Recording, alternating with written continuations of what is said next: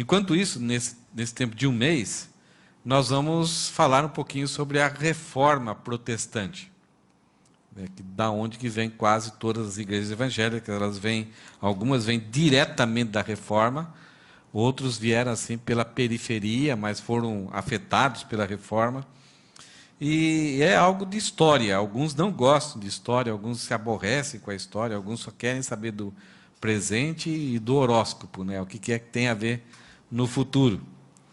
Mas, pelo menos, eu sei que todos vocês são bastante observadores. E eu gostaria que vocês observassem duas imagens, quer dizer, cada imagem tem duas fotos. E eu gostaria de ver se vocês notam alguma diferença. Por exemplo, na primeira.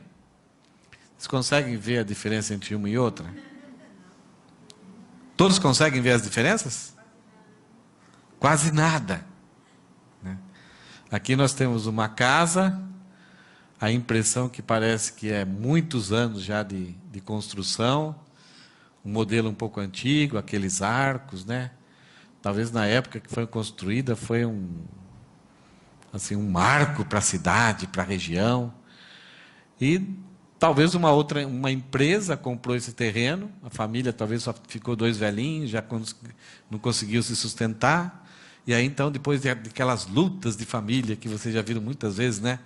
Que o velhinho não quer sair da casa, daí morre um, tal, e vai morar. Então, aí o pessoal vê, não, é impossível reformar, vai ficar caro, então vamos vender. E aí, então, uma empresa compra o terreno e eu acho que não sobrou nada, né?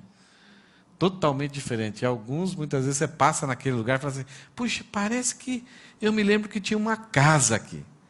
Mas foi uma reforma totalmente diferente, né? Uma outra foto já é um pouco mais parecida, né? Num desses países que tem guerras.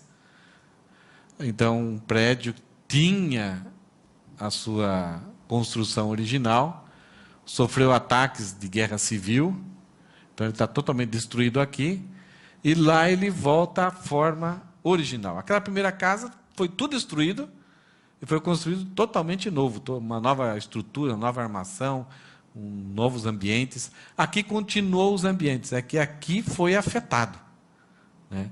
Então, eles, talvez todos os vidros foram trocados para ficarem na mesma coloração, algumas coisas voltaram ao que era a origem, como que foi construído. Então, talvez alguém tinha foto, tinha projeto, tinha descrição. Então, preservaram a origem, a forma original. Uma das coisas que a gente vai fazer durante esse tempo que a gente vai suspender o livro de Atos, vai ser trabalhar sobre a reforma protestante. Um evento na história da igreja que aconteceu em 1517, bem mais perto de nós do que do apóstolo Paulo, mas que esse ano, no dia 31 de outubro, nós vamos comemorar 500 anos desse evento. Então, o que eu gostaria de fazer um pouco com vocês é mais como se fosse uma aula de história, apesar de eu não sou muito bom em história, mas a gente refletir um pouquinho por que isso aconteceu. Será que isso tem importância para nós? Será que nós devemos valorizar isso? É 500 anos. Todos os anos, algumas igrejas comemoram em outubro, se dedicam um culto, um tempo para agradecer a Deus por esse processo da reforma. Mas esse ano é 500 anos. Então, é uma data assim, um pouco simbólica, de certa importância, de nós avaliarmos a luta, as condições que exigiram a reforma, e então, para nós pensarmos um pouquinho sobre isso. Agora, o que é reforma? Reforma é, como a gente viu os prédios ali, é trazer de novo a forma. A necessidade da deforma ocorre quando há uma deforma. Isto é, aquele prédio que foi bombardeado, ele foi deformado. Então, alguns lugares, né, se procura não reformar, deixar do jeito que está. Não sei se todos já foram em Hiroshima. A cidade de Hiroshima é muito bonita, é linda. Tem um centro onde caiu o epicentro ali da bomba ali, ele é totalmente novo. Um rio, tem museus, mas tem um lugar lá onde que era um mercado, né, era a Bolsa de Valores do mercado de Hiroshima, que foi preservado as paredes do jeito que ficou depois da bomba. Então, alguns preferiram deixar aquele marco para se lembrar. Agora, o resto, eles procuraram reformar rapidamente, tornar tudo muito bonito, para não se lembrar da destruição. Então, principalmente o Japão trabalha muito essa questão, né? Quando em Kobe houve o terremoto, eles se apressam rapidamente para reconstruir, para as pessoas não conseguirem, por muito tempo, gravarem aquela imagem da destruição. Então, quanto mais cedo reconstruir, voltar à origem inicial, as pessoas não vão tanto fotografar, não vão se lembrar daquela tragédia. Mas em Hiroshima eles deixaram de propósito ali pedaços daquele mercado destruído, tijolos à vista, pedaços assim, para lembrarem que houve ali um evento muito importante. Então, quando a gente fala em reforma, é voltar de novo à forma, porque ocorreu uma deforma. E a deforma, ela indica que houve anteriormente uma forma. A igreja tem uma forma. A igreja não é invenção humana, não é cada um faz do jeito que quer, cada um surge. Ela tem uma forma, ela nasceu, ela foi concebida. E quando isso ocorreu? Quando a igreja teve identidade? Quando ela teve uma forma, e como que foi a deforma para que precisou haver uma reforma? Que bagunça, né? Quer dizer, ela teve uma forma, houve uma deforma, e algumas pessoas olharam para a deforma e falaram assim, isso daqui não é original. Isso daqui está totalmente contra a forma original, aquilo que deveria ser, aquilo que foi instituído, aquilo que foi estabelecido, aquilo que é a identidade da igreja. Então, algumas pessoas lutaram para que houvesse uma reforma, isto é, não simplesmente passar uma tinta, dar uma embelezada ou criar algo novo. A ideia era voltar à identidade, à forma original. E nós vamos ver hoje um pouquinho daquilo que era a forma. O Elisandro leu no capítulo 2, né, ele ficou preocupado que a gente ia voltar, começar a pregar tudo do livro de Atos, mas o livro de Atos, ele mostra a fundação da igreja, ele mostra como a igreja vai se estabelecendo, vai se criando uma forma, uma identidade, um padrão, uma ideologia, e os grupos étnicos vão ser introduzidos na igreja, e Jesus, no plano de Deus, isso já está estabelecido, e Jesus vai dando o seu carimbo ali, com o testemunho do Espírito Santo, então formando a igreja. A igreja é formada por todos os indivíduos, a igreja tem uma identidade que é não somente étnica como a nação de Israel, mas agora todos aqueles que creem em Jesus Cristo são salvos, pertencem à igreja.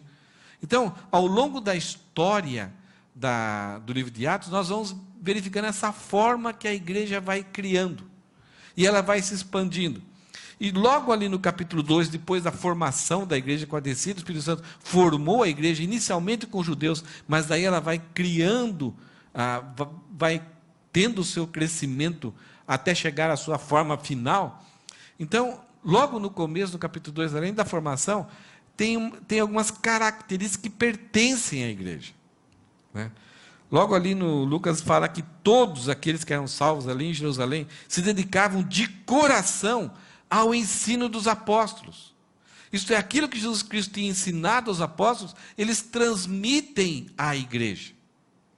Eles ensinam, e os crentes absorveram esse ensino de que Jesus era Deus, de que somente a salvação é pela fé em Cristo, que a morte de Jesus Cristo é uma morte expiatória, isto é, para trazer justificação, que Ele ressuscitou, que Ele foi elevado aos céus e que voltará. Isso foi um ensino, tudo aquilo que Jesus Cristo ensinou, e não somente esses fatos históricos a respeito de Jesus, mas também a vida, a nova vida daqueles que são salvos. Então, era isso que os apóstolos se ocupavam em ensinar. E não somente eles tinham esses ensinos históricos e ensinos teológicos a respeito de Jesus, mas a igreja vivia em comunhão, isto é, havia relacionamentos saudáveis entre as pessoas.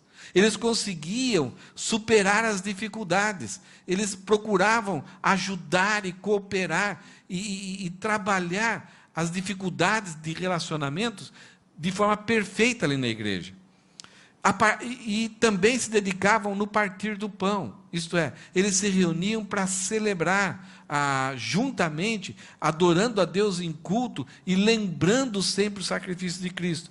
E também a oração, isto é, o relacionamento ele era horizontal, mas também tinha um relacionamento horizontal, vertical para com Deus, e desenvolvendo essa vida, essa interligação com Deus, não mais agora dependendo de intermediários, de sacerdotes, de outras coisas, mas agora cada um ir juntos, tendo uma comunhão com Deus. Então, muitas dessas coisas que parecem muito simples para nós, porque nós vivemos isso. Mas, aonde eles estavam, com a experiência que eles tinham do judaísmo, isso daqui era totalmente novo. No judaísmo, as pessoas não tinham uma relação, a não ser aqueles crentes fiéis mesmo, que entendiam isso de forma avançada, mas a ideia é que você assistia o sacerdote fazer algo por você. Você simplesmente era um assistente dos rituais, das cerimônias, das ofertas. Você era simplesmente alguém na plateia. Agora, aqui, você vê as pessoas participando. O sacerdócio universal dos crentes eu fui justificado pessoalmente por Deus, e eu tenho uma relação individual com Deus, eu tenho um Salvador, não dependo mais dos meus atos, dos rituais, mas Cristo, a sua justiça foi imputada a mim, eu sou salvo. Então, para nós aqui, parece que não há nada de diferente, mas para a época, era uma mudança drástica, dramática. E isso aqui é a identidade da igreja, e ela vai desenvolver. O que aconteceu? Jesus Cristo nasceu, cumprindo profecias. Ele teve um ministério depois dos 30 anos, provando que ele era Deus. Ele ensinou aquilo que ele ensinou para os apóstolos. Ele morreu, ressuscitou e foi elevado aos céus. Em Atos 2, como a gente falou, houve a formação da igreja. E a igreja começa a viver. Os apóstolos, então, vão ser encarregados de dar essa identidade para a igreja, essa forma, esse conteúdo, essa essência da igreja. Além do ministério prático de Paulo de expandir durante 40 anos o evangelho até os gentios, Paulo deixa para nós o ensino do que é a igreja. Qual que é a missão, qual que é a essência, qual é o objetivo. Quem que idealizou a igreja? O que acontecerá com ela em determinado tempo? Não se fala quanto tempo terá a duração da igreja, mas em determinado tempo vai acontecer algo. O retorno de Cristo, a volta de Cristo. Então, Paulo é o que mais contribuiu para nos dar a ideia dessa forma, do que é a igreja. Os outros apóstolos também contribuíram, Pedro também contribuiu um pouquinho, trazendo a questão da ética, a questão de lideranças. E o apóstolo João também, com as suas cartas, com o seu evangelho, e depois com o livro de Apocalipse, quando ele fala ele relata o recado de Jesus para as 7 igrejas da Ásia, mostrando ações que Jesus aprovava e ações que Jesus reprovava. Em algumas igrejas, elas estão ricas e estão pensando, puxa, nós estamos nessa situação porque estamos agradando a Deus. E Deus dá uma palavra dura para certas igrejas que estão descansadas. Eu sou rico e abastado. E Deus fala, você é pobre, cego e nu. Para outras igrejas que tinham sido presas, muitos tinham sido mortos, elas estão com aquela dúvida: se nós estamos passando tanta dificuldade, devemos ter alguma coisa errada, devemos ter pecado em alguma coisa. E Jesus chega para ela e fala assim: conheço o seu trabalho, sei que você é fiel, muitos morreram, e vocês ainda terão 10 dias aí de sofrimento ainda. Jesus até anuncia mais sofrimento. Jesus dando a ideia, eu sei, eu passei por isso também. Então, nessas 7 cartas, nós vemos, talvez um dia a gente podia criar uma série de mensagens sobre elas. A gente já trabalhou, quando estudamos o livro de Apocalipse, nos grupos pequenos, mas as 7 cartas também, João traz a ideia daquilo que agrada ou desagrada a Jesus. porque está de acordo com a forma que foi ensinada por ele, por Paulo e por Pedro, ou está em desacordo, mesmo que na compreensão humana dos líderes, do povo, seja assim. Isso é igreja. Então, nós temos aqui até o ministério dos apóstolos, essa formação dessa caricatura do que é uma igreja verdadeira.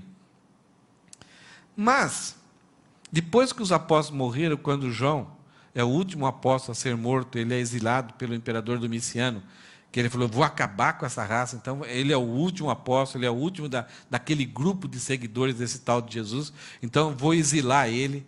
Ele foi colocado num tambor, num tacho de óleo fervente, e sobreviveu.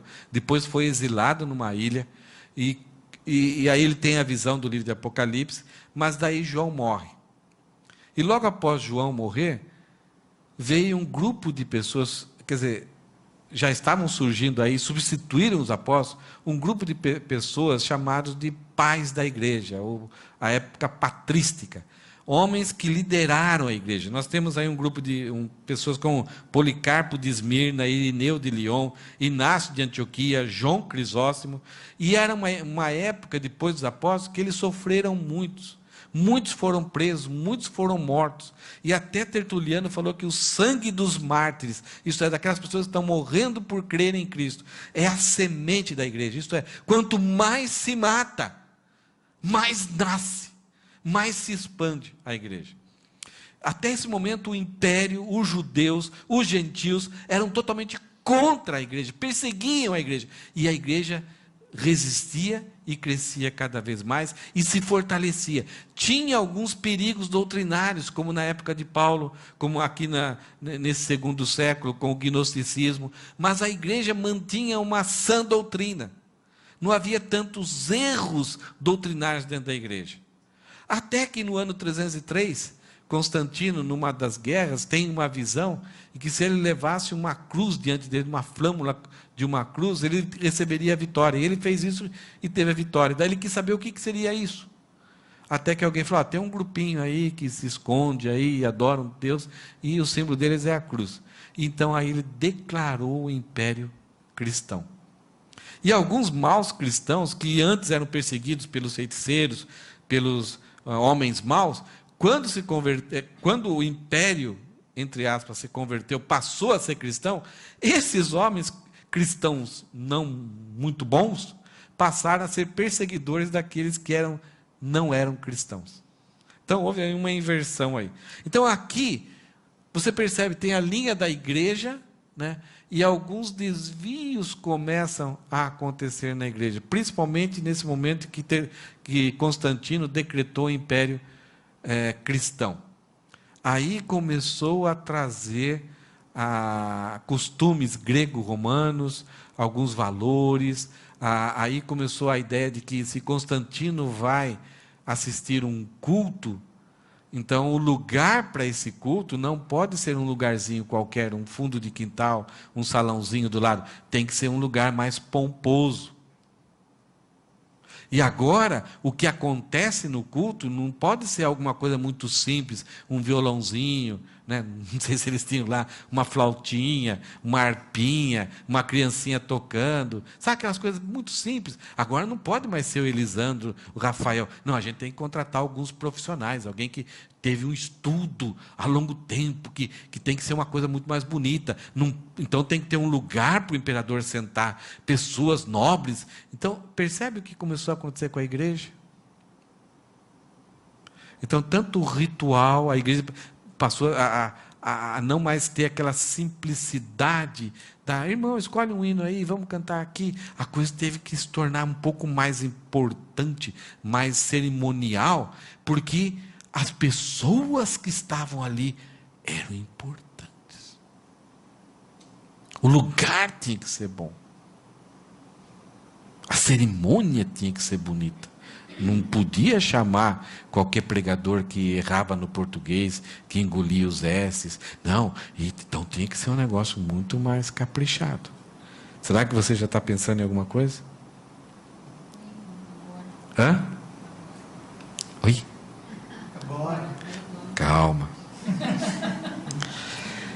Aí, os líderes da igreja, muitos deles, deixaram de ser aquelas pessoas que não importava se tinham uma vida contra Deus, imoral, mas de repente a conversão veio ali e mudou radicalmente, teve uma transformação de vida, e agora a pessoa proclamava aí: Deus me derrubou por terra e me levantou e me salvou, é graças somente a Ele, eu estava condenado ao inferno. Já não é mais isso.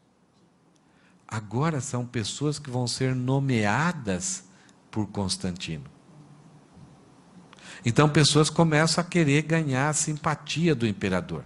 E vai chegar um ponto em que alguns vão oferecer dinheiro para poderem ser os pastores ou superintendentes de algumas igrejas.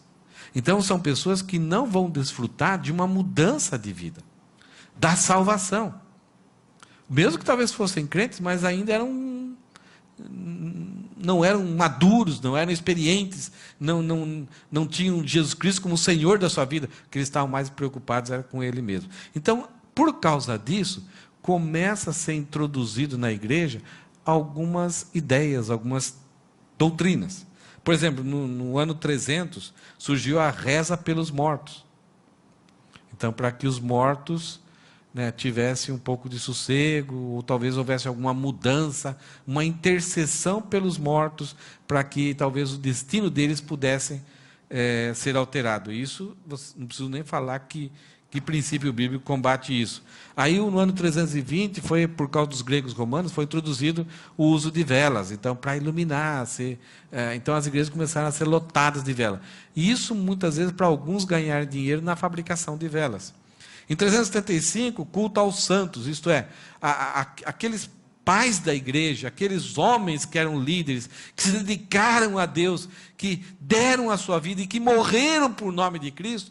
Então, a ideia é, eles foram tão bons, fizeram obras tão boas, que eles conseguiram, com seus méritos, salvar a si mesmos. E sobrou um pouco de crédito. Então, se você orar através deles, você pode pegar uma bênção por causa dos méritos deles. Percebe aqui o problema?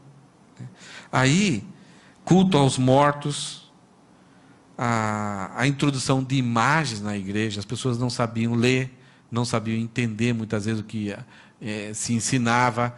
Então, começaram a colocar imagens, principalmente da Via Ápia, isto é, dos últimos passos de Jesus. E era uma questão didática, pedagógica, mas em pouco tempo essas pessoas estavam dando mais valor a essas imagens, que passaram a cultuar essas imagens. E então, toda pessoa que entrava, ela passava a mãozinha, já fazia alguma coisa, já se benzia, achando que aquela imagem trazia uma graça, trazia uma bênção para elas. E elas estavam ali e não queriam entender mais nada. Então começou esse culto aos santos, culto aos mortos e às imagens. A missa começou a ser esse ritual, tanto por causa dessa influência do imperador, então ser um ritual, um início, meio e fim, e aí novamente com aquela ideia do sacrifício perpétuo de Jesus. Então, em toda a missa, Jesus era crucificado, ele era sacrificado, para abençoar, para novamente abençoar. Então, o livro de Hebreus fala que Cristo morreu uma só vez. Já que nós morremos uma só vez, Cristo também morreu uma só vez, e de uma vez por todas ofereceu o seu sacrifício diante de Deus, e satisfez isso. Ele não necessita morrer todas as vezes. E a missa ela é uma blasfêmia, e coloca Cristo, insultando a Cristo, porque é como se, por causa da hóstia ser o corpo de Cristo, ser transformado no corpo de Cristo, ele tem que ser sacrificado em toda a missa. Parece uma coisa muito inocente, meio infantil, parece que é um culto normal, mas tem implicações muito sérias. Aí surgiu o culto à Virgem Maria, Aí surgiu, é acrescentado o uso da roupa sacerdotal, então já que era uma coisa, vinha lá do imperador, já 200 anos depois, então agora o sacerdote ele tem que ser uma coisa especial. Então misturaram coisas do Antigo Testamento, coisas de sacerdotes daquela época, e havia no sul da Itália uma religião que adorava um peixe. E os sacerdotes usavam um chapéu que era a boca de um peixe.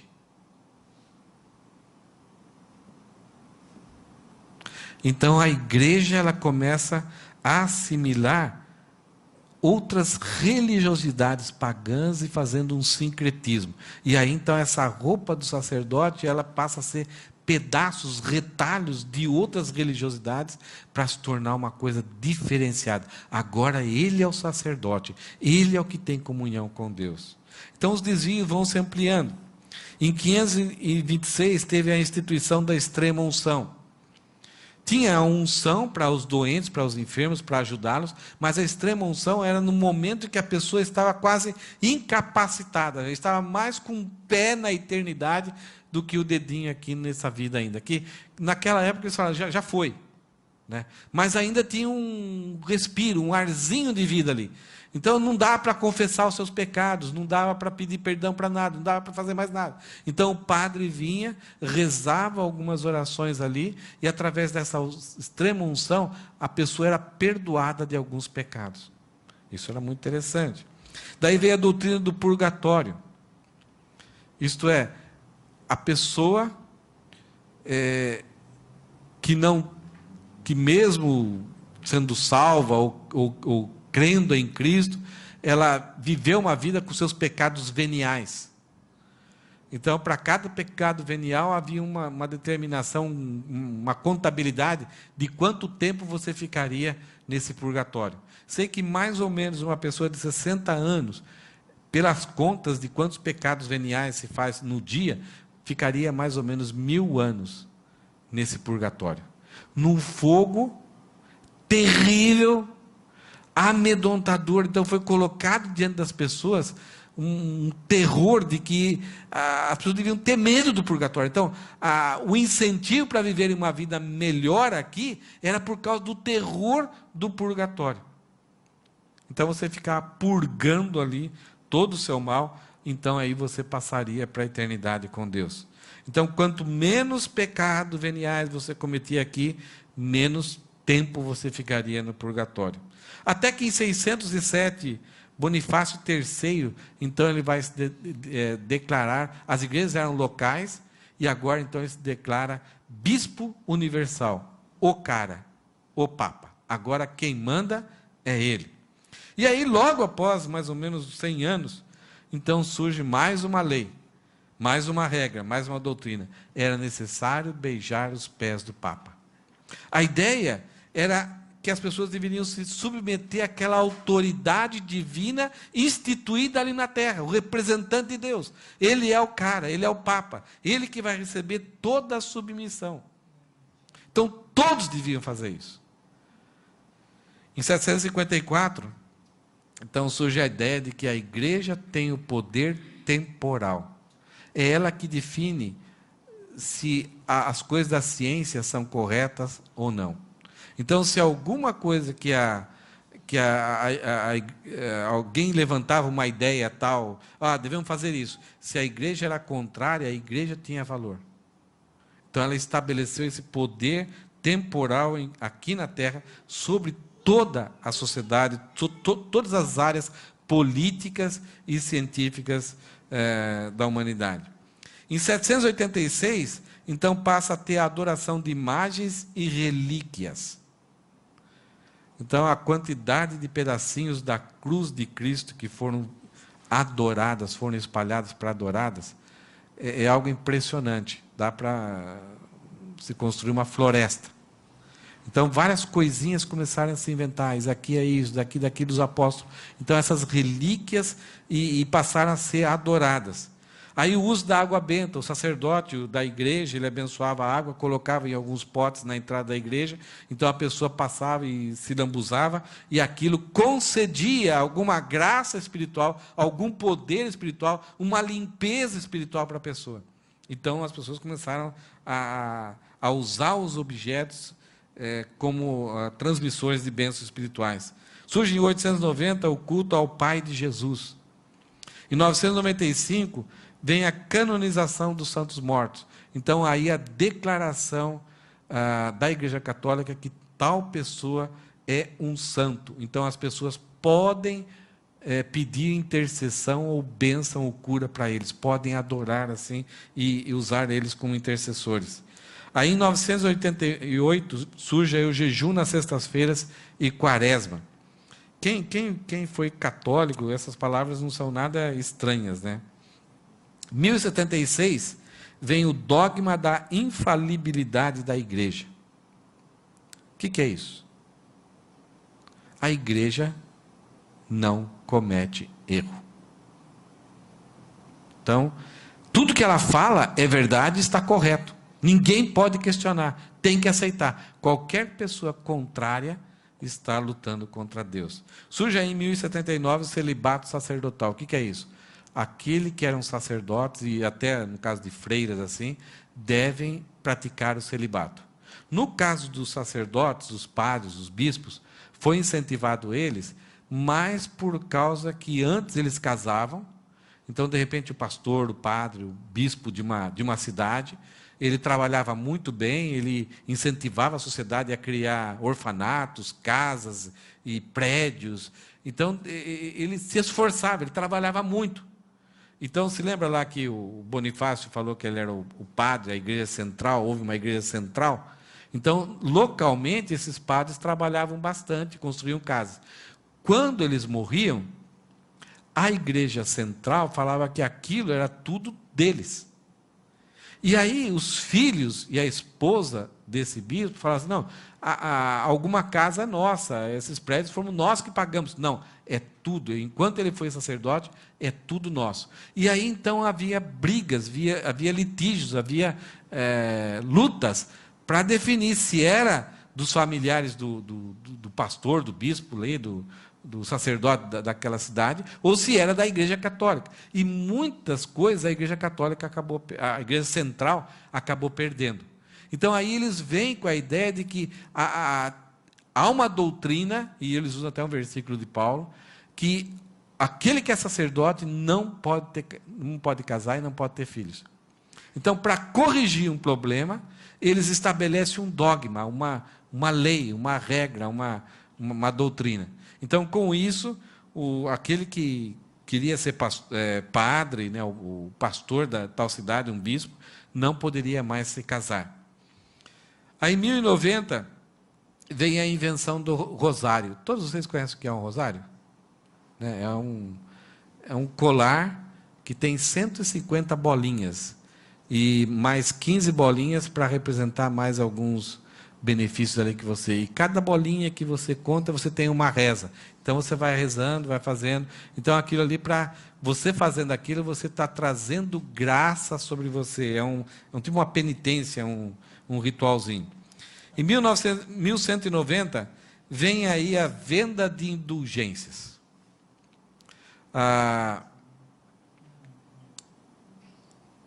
Havia o interesse do Papa da época de construir a capela.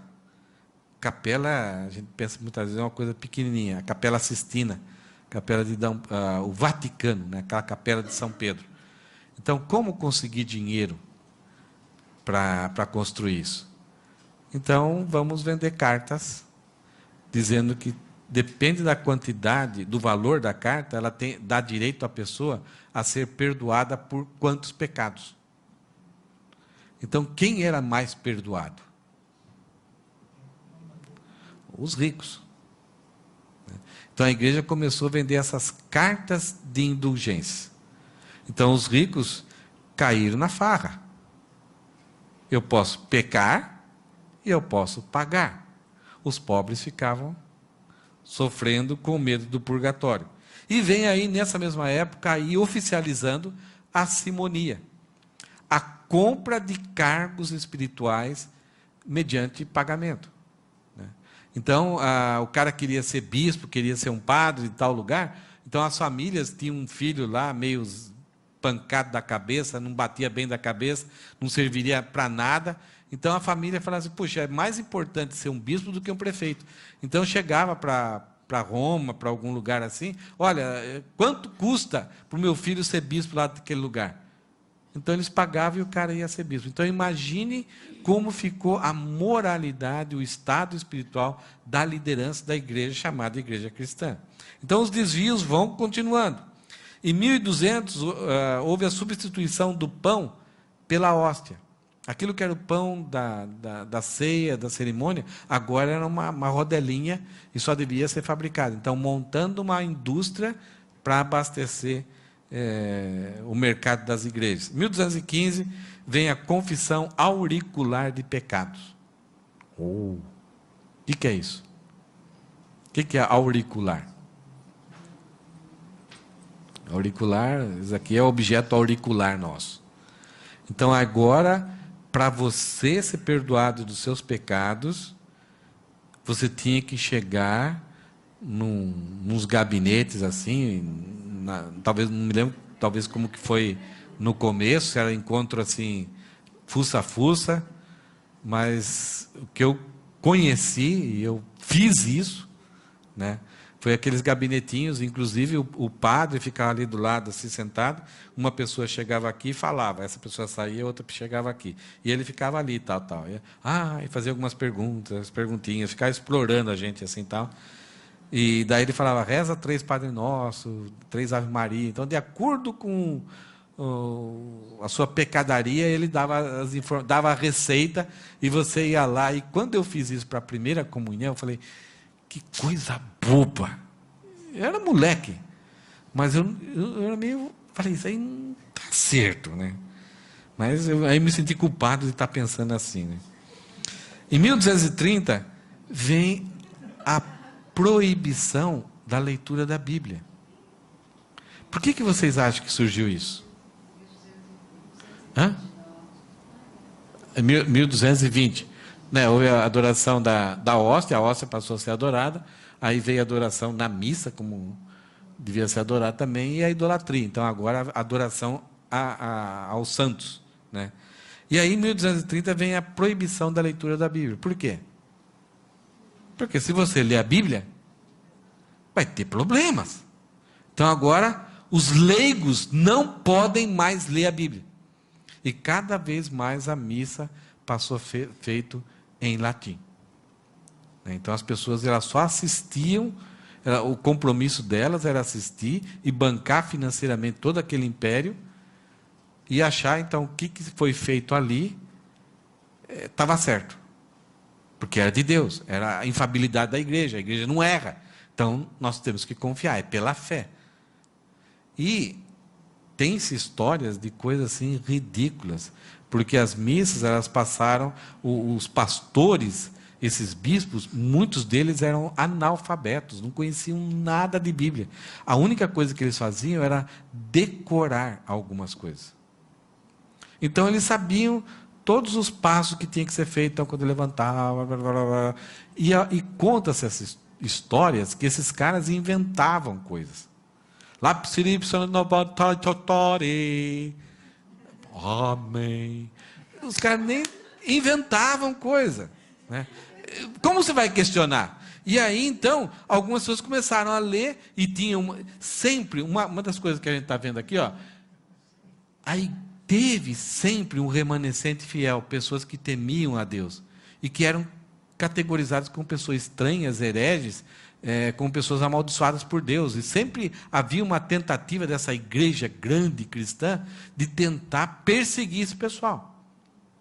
E aí o pessoal daqui, que está com esses desvios, começa a ter, sempre tem contato com os remanescentes. E os remanescentes ainda mantêm o estudo da Bíblia. E eles falam, olha, é errado isso, é errado aquilo. Então o pessoal vai para a Bíblia. Então agora, esse pessoal que está debaixo dessa igreja grande é proibido de ler a Bíblia. Então foi uma forma de impedir talvez uma revolução.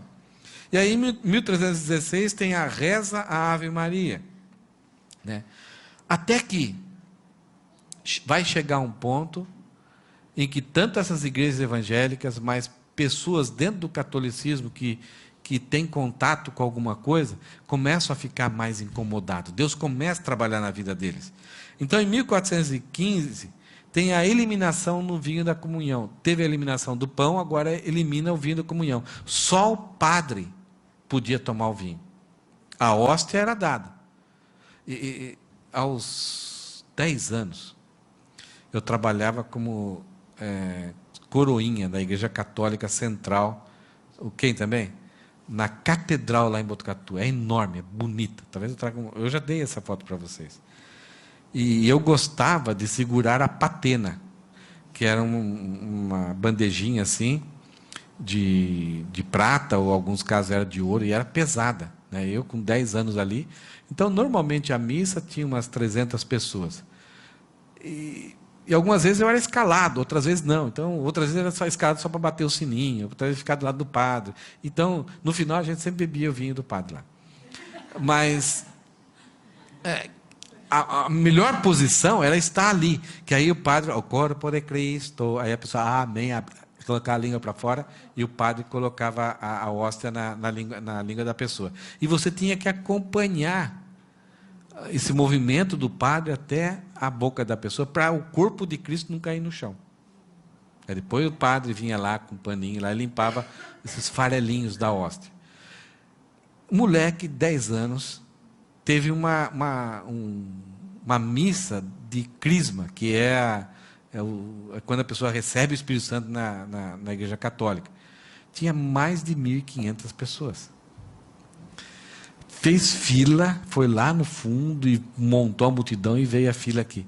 E eu segurando essa patena aqui. Daqui a pouco eu estava assim, gente, que sofrimento. Nunca sofri tanto, mas o braço estava dando cãibra aqui, de você segurar. Eu falei, eu não posso deixar o corpo de Cristo cair no chão aqui. Mas em 1415 houve então a eliminação no vinho da comunhão. Em 31 de outubro de 1517, então é um dia que marcou a reforma. A reforma ela começou a acontecer e ela ainda vai continuar acontecendo. Mas essa data ela é colocada como o dia da reforma por causa de algo que Lutero fez, que nós vamos ver daqui a pouco. O que causou isso? Foi essa influência de algumas igrejas evangélicas, alguns cristãos que não pertenciam a essa igreja, Calvino, Lutero, né, Zwinglio, pessoas que estavam já, foram trabalhando, foram mexendo, que de repente explodiu, e houve uma explosão, e houve uma reforma. Houve uma contra-reforma também. A Igreja Católica tentou combater o movimento e também tentou trazer de volta as pessoas que tinham debandado. A ideia da reforma era voltar a Deus, voltar a Cristo e voltar à Bíblia. Porque os desvios estavam totalmente já distanciados, a igreja tinha totalmente distanciado daquilo que era a forma inicial da igreja ali do livro de Atos. Mas a igreja não parou com isso. Parece que ela acelerou ainda mais, engatou uma terceira e vamos embora.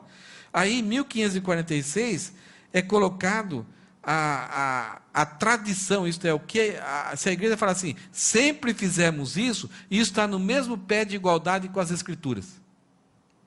Então, a tradição tem o mesmo valor da palavra de Deus. Inicialmente, a ideia tem o mesmo valor. Se tem o mesmo valor, deixa a Bíblia e vamos continuar com a tradição. Então, não é que tem o mesmo valor. É a mesma coisa dessas seitas. Tipo o Testemunho de Jeová, os Mormons. As Adventistas também, que falam assim que os escritos de Ellen White, os escritos de Charles Russell, os escritos de Joseph Smith, eles são o mesmo nível das Escrituras. Não são. Porque numa hora em que chegar ao ponto de, a Bíblia fala isso e ele fala isso, vamos ficar com o fundador, vamos ficar com a tradição. Então a Bíblia deixa de lado. Ou se reinterpreta a Bíblia através da tradição ou através dos ensinos desses fundadores dessas seitas.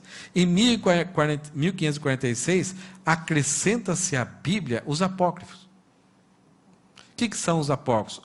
ou eram 14 livros, ou eram 5 livros do Antigo Testamento, que os judeus, quando olharam para esses livros, eles não viam nesses livros a inspiração divina, não viam a ação do Espírito Santo, dando credibilidade e autoridade para esses livros, para eles serem considerados livros inspirados pelo Espírito Santo, soprados pelo Espírito Santo. Eram livros históricos, têm o seu valor histórico, têm a sua ajuda, mas eles não são determinantes para a nossa fé. Eles não determinam doutrina. Cada livro já indica isso. O próprio livro de Macabeus fala assim, olha, eu tentei fazer um trabalho muito bom registrando todos os fatos, mas se eu cometi um erro, me desculpe. Nenhum livro da Bíblia inspirado por Deus pede desculpa. Mas, no sentido histórico, no sentido de informação, esse livro foi muito importante. Mas para a Igreja Católica, ela não está nem preocupado com isso. Por isso que ela não está preocupada com a idolatria, se a Bíblia condena ou não. Por quê? A tradição está acima. Então, a Bíblia condena, mas o Papa é infalível, a Igreja é infalível, a tradição está acima, então não tem problema. Por isso que é difícil. No nosso meio, de repente, se eu discordo da Cristina, se eu discordo do Ken, nós vamos trabalhar não na nossa opinião, vamos trabalhar no que a Bíblia vai ser sempre a nossa autoridade. No caso deles, não. Você fala, mas a Bíblia. Mas aí a tradição está acima. Então, colocar apócrifos, não colocar, para eles não tem questão nenhuma, não tem valor. Então, chegou um ponto que a igreja cristã vai tirar isso, porque vai verificar que esses apócrifos não pertencem. Mas ainda continuou os desvios. Em 1854, Maria, vem o dogma da Maria, dizendo que ela é imaculada à Conceição. Não deem risada. Sabe o que essa doutrina fala? É que Maria, biblicamente isso é verdade, quando ela concebeu Jesus, quando ela ficou grávida, ela era virgem. E ficou virgem até quando? Até quando ele nasceu. Depois, ela estando casada com José, ela teve filhos. Normais, naturais. E esses filhos topavam muito com Jesus. Achavam que Jesus estava até envergonhando a família. Mas depois da morte e ressurreição, eles foram até líderes da igreja, até muito valorizados. Tiago e Judas foram dos homens mais defensores da fé em Jesus Cristo. Mas essa doutrina fala que Maria ficou grávida, teve Jesus e continuou virgem. 1870, além da infalibilidade da igreja, a infalibilidade papal. Não é todas as horas o Papa erra, não. Em determinado momento ele senta no seu trono e quando ele fala a encíclica, isto é, em ex-cátedra, aquela pronúncia dele ali é infalível, não tem erro. Em 1903, foi decretado que só o casamento religioso é válido. Então, se você é de alguma outra igreja, você está em pecado. Então, eram formas que eles criavam para, assim, denegrir e difamar, ou colocar essas pessoas que não estavam debaixo da autoridade do Papa em situação ilegal. Por causa daquele poder temporal da igreja, todas as leis muitas vezes eram feitas de acordo com o pensamento católico. Então, ilegalizava pessoas que criam de uma outra forma. Ou tinham suas próprias religiões, ou eram cristãos que não se submetiam ao domínio católico. 1950, bem perto, então foi decretado o dogma da ascensão de Maria. Maria subiu ao céu e está à direita de Deus também, juntamente com Jesus, e ela é co-redentora. No Brasil, em algumas Brasílias bem velhinhas, né, Leandro? Você vê lá, pede para a mãe que o filho atende. Já viu isso? Plástico no vidro dos carros. Pede para a mãe que o filho atende. Num certo sentido a mãe atende melhor do que o filho. E tem uma lógica.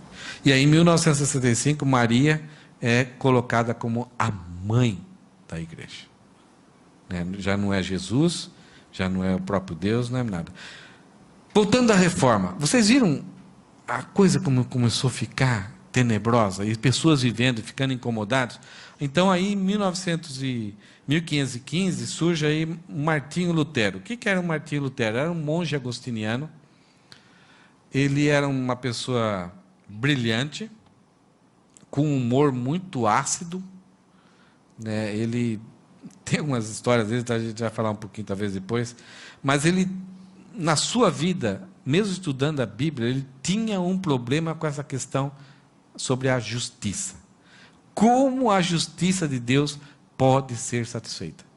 A maior parte dos estudantes de teologia da época, eles eram estudantes para debater, para brincar, mas não estavam nem aí com a história. Mas algumas pessoas, ao estudar, se incomodavam, achavam, isso aqui ou é verdade ou é mentira. E quando eles olhavam para essa questão da justiça, Martinho Lutero ficava muito preocupado. Como que se satisfaz a justiça de Deus? Como que se o homem é mau, ele está debaixo da ira de Deus. Então, o que ele pode fazer para que essa ira seja removida? Dá umas chicotadas nas costas. Martinho Lutero foi e deu algumas chicotadas nas costas. Pô, só ardeu, mas eu não creio, não tem nenhum lugar, não tem nenhuma garantia. Deus não mandou um recado dizendo para mim, olha, seus pecados foram perdoados. Então, ele partiu para a salvação usando muito de penitência, sacrifícios, flagelação. Já viram os flagelos que esses religiosos católicos já usaram? Coisas assim que se coloca no braço, depois puxa para cravar e machucar, chicotes que dando pancada na cabeça, e várias penitências, então não fazendo isso, não fazendo aquilo. E Martinho Lutero tentava suprir esse vazio interior dele fazendo isso, e ele percebia, a justiça de Deus não foi satisfeita. Então ele é enviado para Roma para estudar a Bíblia, e encontra-se com o livro de Romanos, e no capítulo 1, 16 de Romanos, ele encontrou o texto que Paulo escreveu: o justo viverá por sua fé. Isto é, o homem, ele terá o seu problema de justiça resolvida com Deus através da fé. Agora, não um exercício de fé vazio, forçar a mente dos neurônios, não é isso. A fé aqui tinha um objeto, tinha um alvo. Isto é, Deus enviou o seu Filho, Jesus, que também é Deus, se encarnou, deu a sua vida em sacrifício, morreu e ressuscitou para a nossa justificação. Então, tanto Paulo como Lutero entendeu aquilo que Paulo estava querendo comunicar. Que a justiça de Deus, ela é satisfeita pela fé que o homem exerce na pessoa exclusiva de Jesus Cristo. Ele percebe então, fazendo isso, quando ele entende essa questão da justiça, ele olha para toda aquela história, tudo aquilo que foi inventado, penitências, simonia, indulgências, para construir a grande catedral, ele percebe que os desvios da igreja são muito grandes.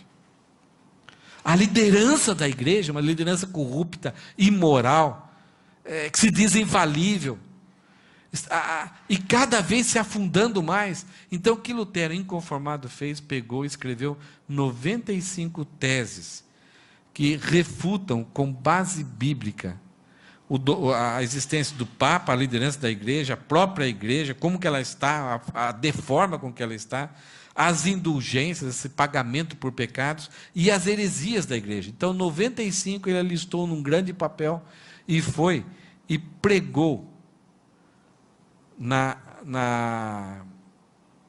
igreja Castelo de Wittenberg. Essa igreja é uma igreja universitária.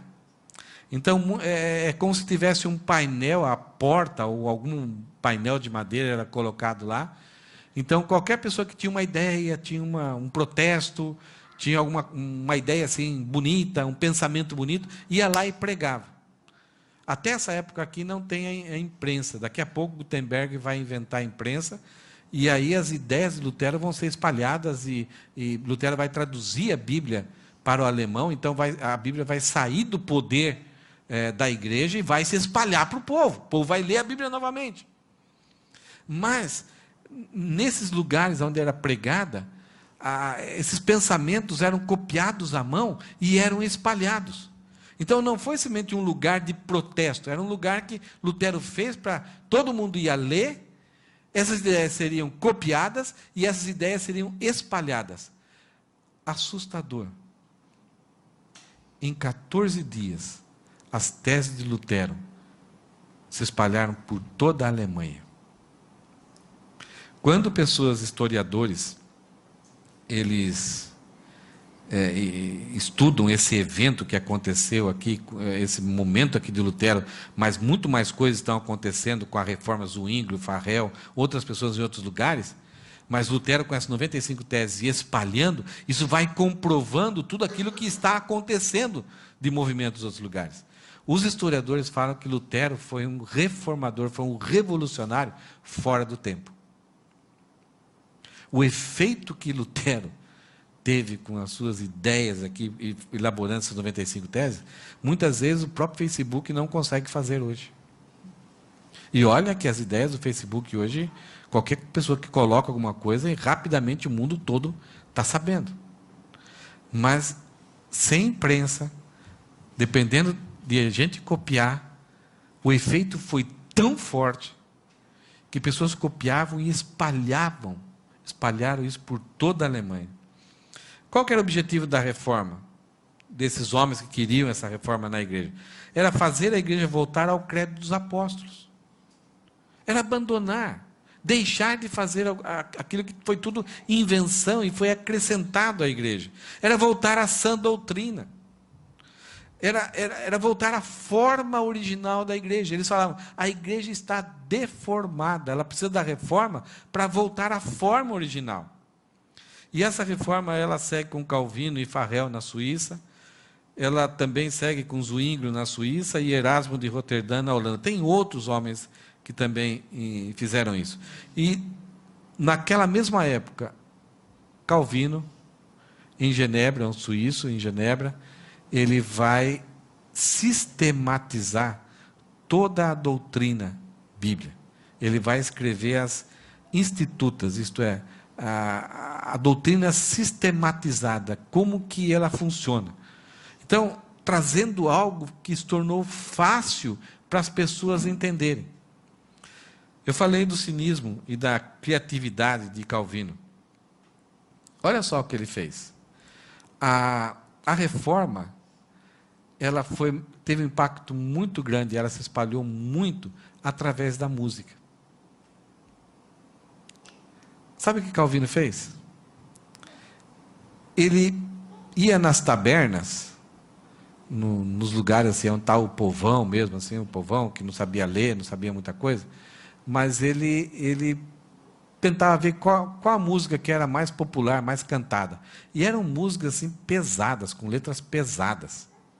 Tipo, não sei se vocês lembram, né? É antigo, talvez. É o Tchan. Você lembra? É o Tchan. Né? Não sei que música hoje. Despacito. Uma música assim, nojenta. Mas está todo mundo cantando. Ou I Have a Pain. Até crianças cantam. Sabe o que ele fazia? Ele pegava e compunha uma outra letra.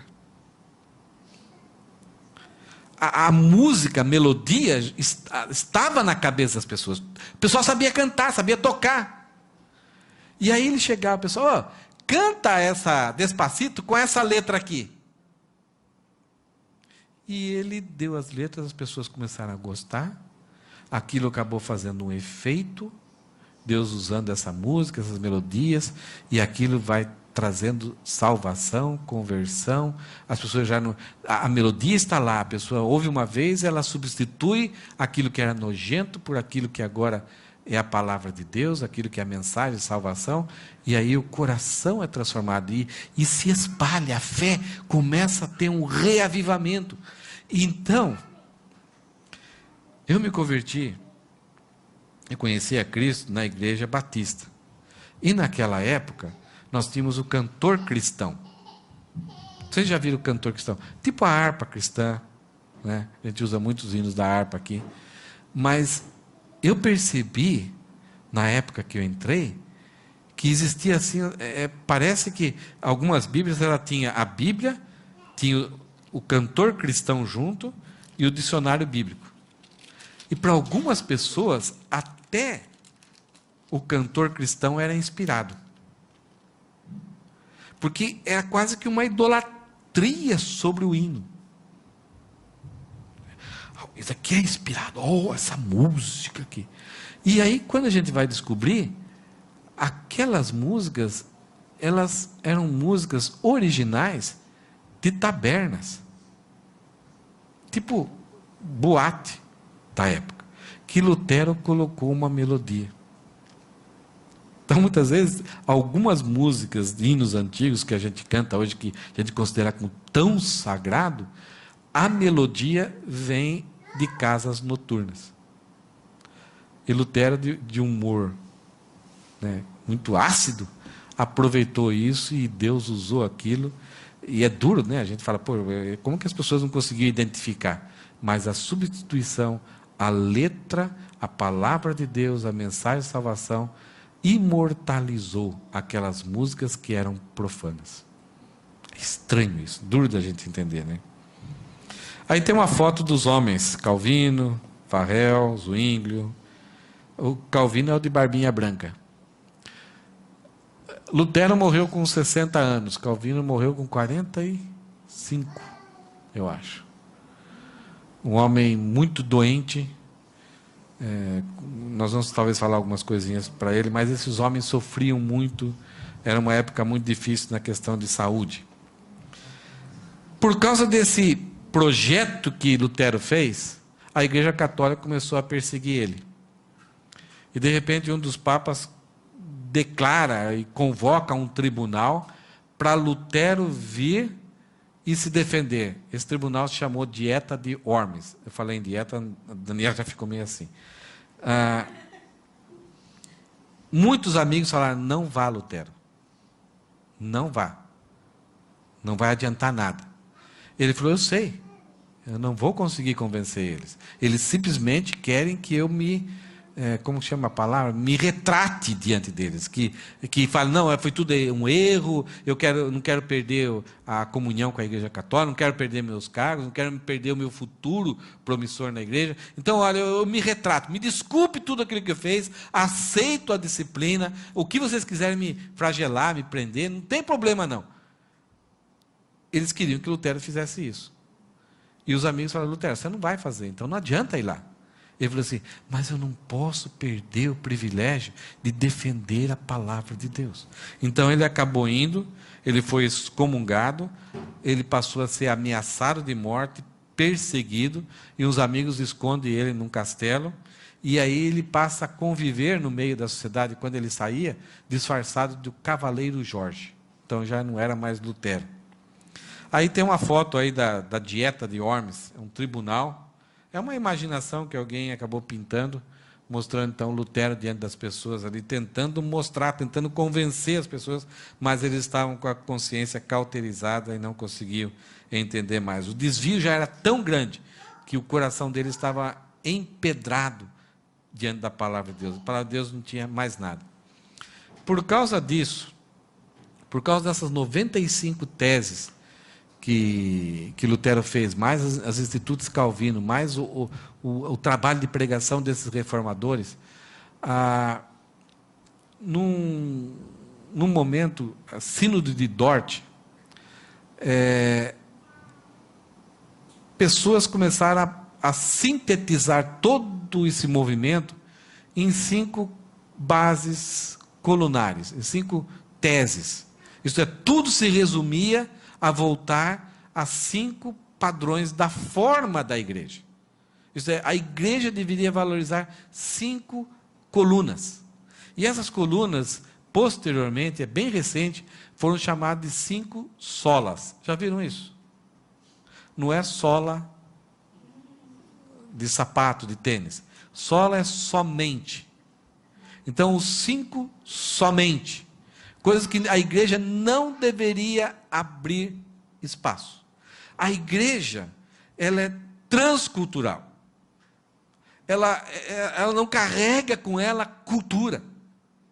Tem algumas coisas que nós temos liberdade de agir de acordo com a cultura, momento, horário. Nós temos uma certa liberdade.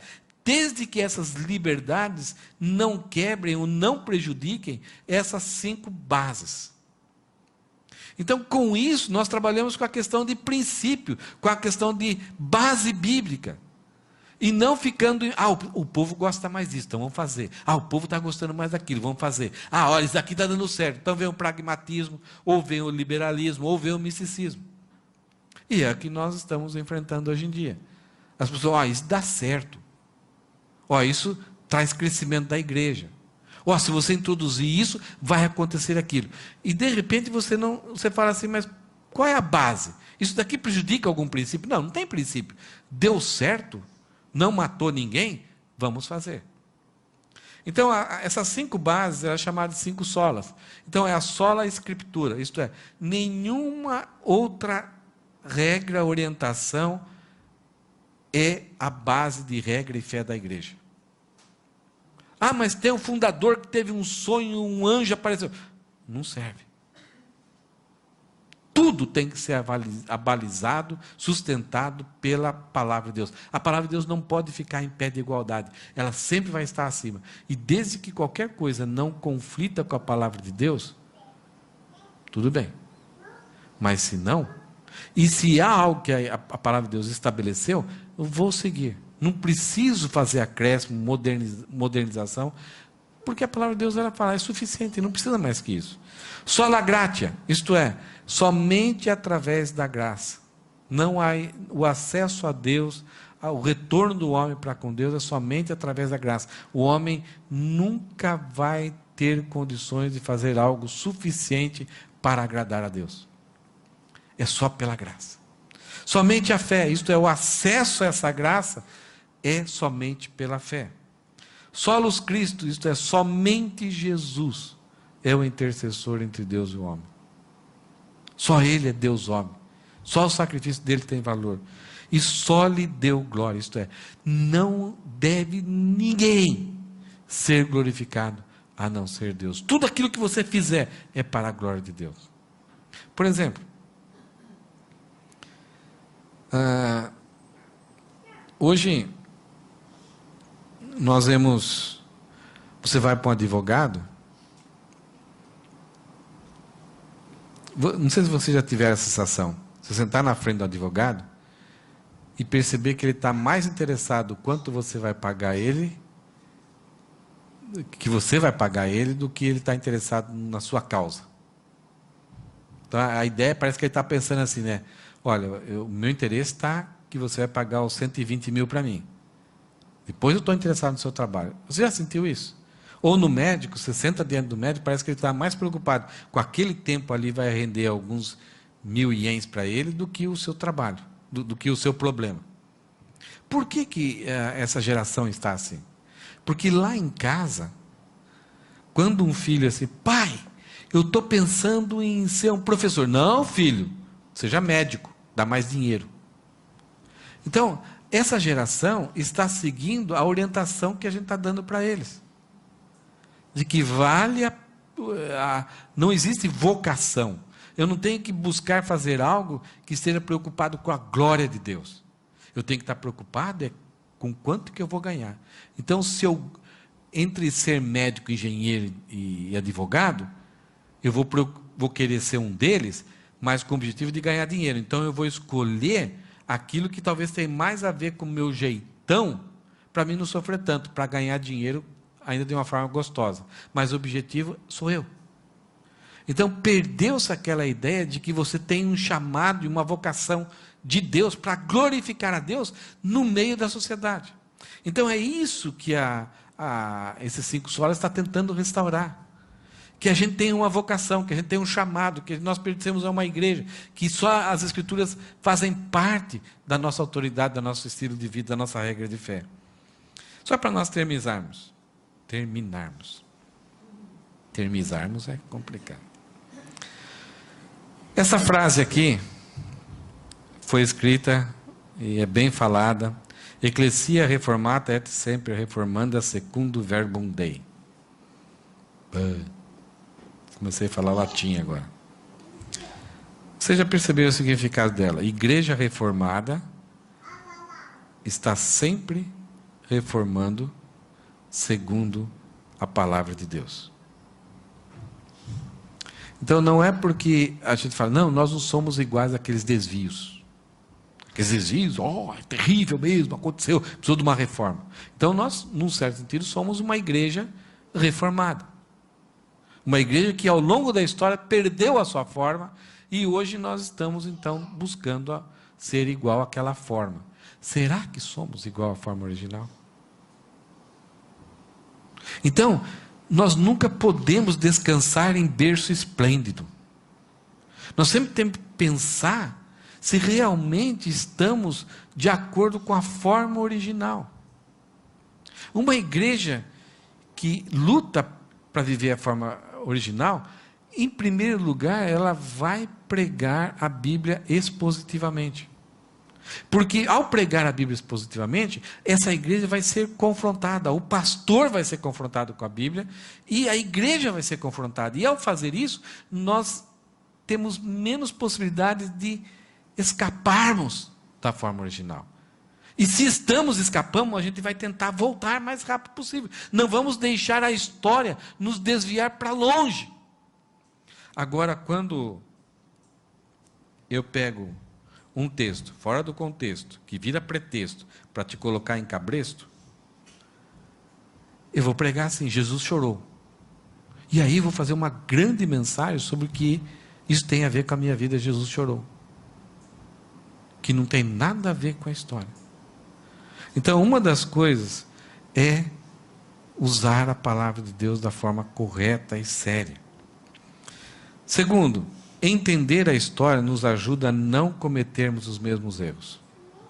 Vocês perceberam que muitos daqueles que foram os erros, ou nós estamos vivendo aqui dentro da igreja, ou muitas vezes assim, a gente vai dar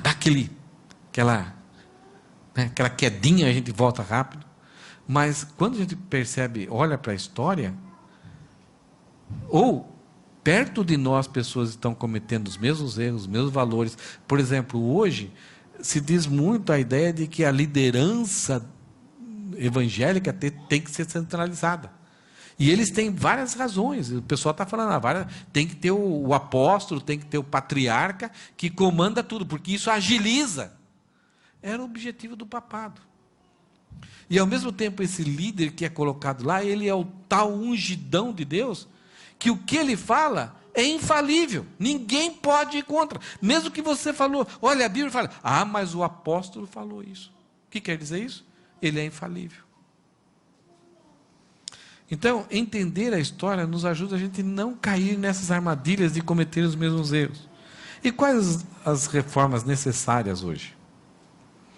Nós contemplamos hoje uma igreja liberal, que a palavra de Deus, ela não é a palavra de Deus, ela contém a palavra de Deus, ela não é autoridade. O homem não necessita de salvação, a salvação, o sacrifício de Cristo é universal, não existe mais necessidade da fé, então a graça não é necessária. O homem, se ele for uma pessoa disciplinada, então Deus nunca vai fazer nenhum mal contra ele, então não precisa do sacrifício de Cristo. Isso é o liberalismo. A salvação é universal, não há nem inferno. Então o nihilismo é uma doutrina muito se falada hoje em dia. Não existe condenação humana, eterna. E Deus nunca vai intervir na história. E Deus, aí o teísmo, a teologia do processo, Deus está aprendendo com a gente. Deus está aprendendo com a história. E a minha oração move o dedo de Deus.